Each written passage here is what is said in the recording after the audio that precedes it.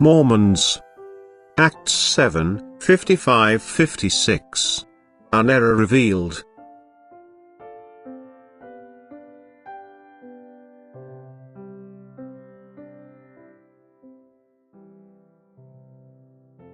Why do you not keep to my simple explanation that I am not visible to you humans in my fundamental nature, which would consume you if I were to illuminate you with the abundance of my strength of love?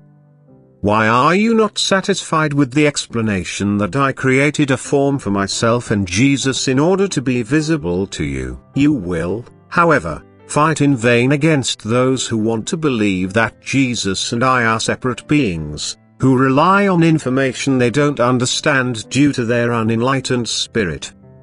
No one can see God without ceasing to exist. In Jesus I am visible to a person, where people allegedly have seen me and Jesus. The error is obvious too, since this can never ever be possible. Even the disciples could not comprehend this enigma apart from a few, and thus reports appeared which did not correspond to truth, which should always be questioned whenever people speak of a deity separately from Jesus. Stephen certainly saw heaven opened, and he also saw Jesus in radiating brightness. He saw him as God, but the people with him associated his vision with purely human concepts. The sentence "the Son of Man sitting on the right hand of God" was added by people, since it is not possible because Jesus and God are the same. I am an immensely bright fire which cannot become visible to you, which you cannot see in your imperfection, and which even in the state of perfection would affect you to such an extent that you would want to pass away.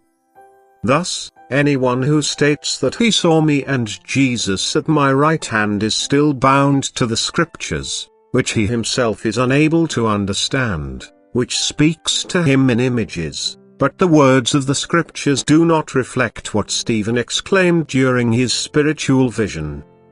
And the same applies to the basic doctrines of the Church, which state that Jesus is sitting on the right hand of God. These developed due to a misguided perception. The reason for the apostasy from God was that the beings were unable to see him. He did not reveal himself as entity, and therefore he created a form for himself into which he radiated himself.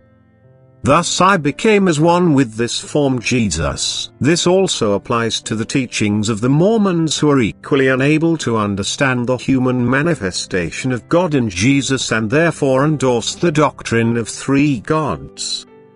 And this is what I want to say to them: you believe that you cannot let go of this doctrine, but you should know that it is no longer taught to you as it once emerged from me.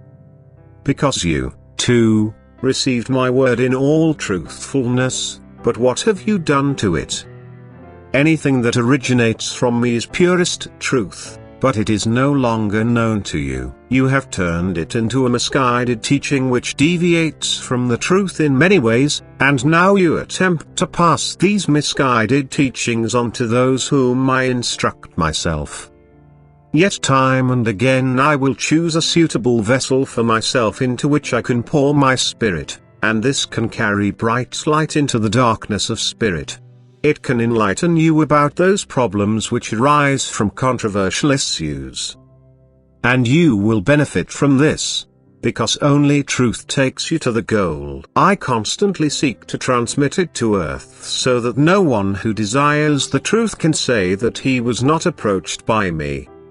You only need to desire it sincerely, otherwise it cannot be given to you, since this is my condition which I cannot revoke. Then the truth will surely be given to you, and you will also reach your goal with certainty. You will become blessed for eternity. Amen.